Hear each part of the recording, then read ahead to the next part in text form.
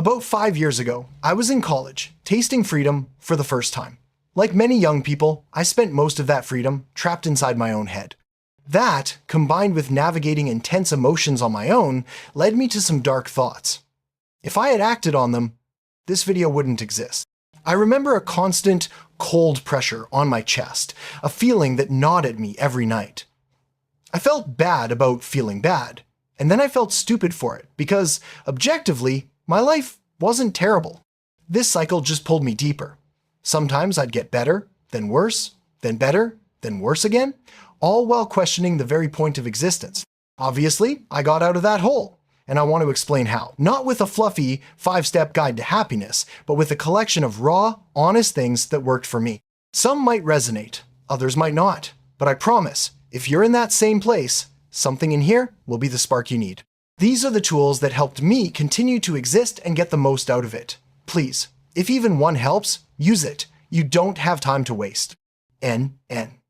The first step, in my experience, is to simply think. I don't mean watch a video about thinking or listen to music while you ponder. I mean put your phone down, stare at a wall, or look yourself in the eye in a mirror and truly confront your life. Just listen to whatever comes to mind, good or bad. Your mind offers the most unfiltered view of your life because these are the thoughts you can't escape. They are your truth. Most people avoid this because it's one of the most uncomfortable things you can do to look into your own soul and ask, who am I? What do I stand for? What am I doing with my life? When I first tried this, the urge to grab my phone, to swipe, to text, to find any distraction was overwhelming. I gave in several times. But when I finally sat in silence, staring at my ceiling, it hit me. This is my life. In the quiet of my own mind, everything outside is just noise, just stimulation. This internal space is the foundation of everything I will ever have. And it was empty. That was terrifying. Why is it so uncomfortable? Because there's nowhere to hide. It's just you. When I'm alone with myself, without my name, my body, or any of the labels we use, I get an accurate picture. What am I? Your attention is a resource.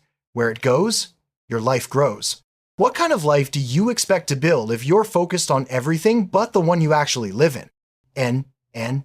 Thinking is the foundation, but you need a spark to get moving. I believe people's souls are covered in gasoline, just waiting for a spark to ignite them.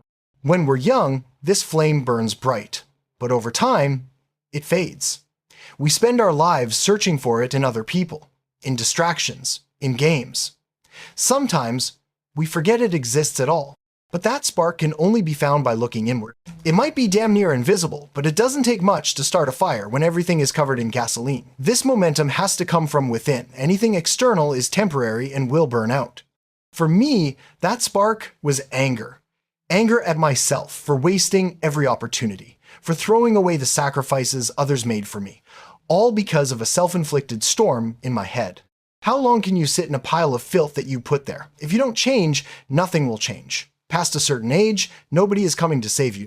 If you don't become someone, you will remain no one. Find that spark, a goal, an emotion, negative or positive.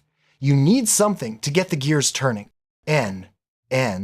Once you start thinking, you have to address the fundamentals. I always sear these 3 things into my mind. Eat right, sleep right, move more. At the end of the day, you are a biological machine. You are an animal with needs. If you leave a high-performance car in a dark garage, never start it, and fill its tank with soda, where do you expect it to go? You're no different. If you sit in the dark, eat junk, barely sleep, and never move, what do you think will happen to your mind and body? Sleep is the most crucial. I used to stay up until 4 or 5 a.m. scrolling on my phone until I passed out. I'd brag about it, but looking back, it was just sad. A simple rule, put your phone away at 1:0 p.m. Nothing productive happens after that. And try waking up earlier. You don't have to be a 5 a.m. guru, but 6 or 7 a.m. makes a world of difference. The first 3 days are tough, but then your body adapts. Consistency is key. Even on weekends. Your body thrives on routine. Next, move more. You don't need to become an ultramarathon runner. You have a floor, do push-ups, squats, or a plank. Take the stairs, play a sport, walk. When you have a good, long workout, you are literally too tired to care about trivial anxieties. The energy you would have spent on negativity is gone, replaced by a sense of calm. Movement creates energy. Finally, eat right. Simple. Protein, real food, water. This doesn't mean you have to eat like a rabbit. Just put good fuel in your body. I vividly remember one day, during my darkest period, I made myself a healthy meal, a whole wheat avocado egg sandwich. As I ate it, I swear the room got brighter, the brain fog lifted. It's almost as if the human body runs better on real food instead of pizza rolls. These are the basics. There's no point in worrying about cold showers or fancy supplements if you haven't even mastered these. Building this foundation is just the start. The biggest catalyst for all of this, the one thing I cannot emphasize enough, is to get off your phone. I would bet this is the #1 thing you struggle with.